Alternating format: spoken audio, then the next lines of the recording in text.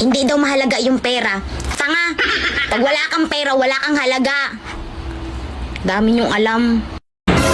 Noong unang panahon, may isang ikaw na naniniwala sa salitang ikaw lang sapat na. Yan ang alamat ng tanga. Dami kong problema. Hindi ka ba hihingi? Mapaghahalataan mong nahihirapan silang talunin ka? Kapag lahat sila nagkakampihan na para siraan ka. Ay nako, sinasabi ko sa inyo, kapag ako yumaman, hindi na ako mahirap.